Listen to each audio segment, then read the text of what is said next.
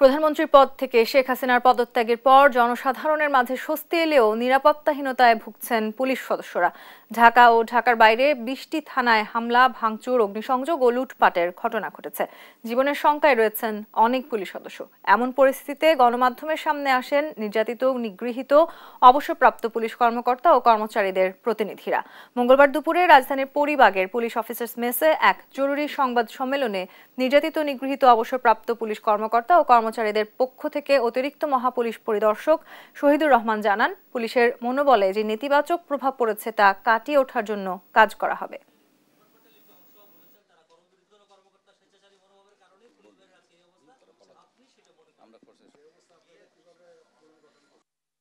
বিভিন্ন স্থাপনায় আপনার অগ্নিসংঘর্ষ হয়েছে, আমাদের অনেক সদস্য মৃত্যুবরণ করেছে। বিভিন্ন কারণে আমাদের পুলিশ এক ধরনের আমরা নেতৃত্বহীনতা বোধ করতেছি।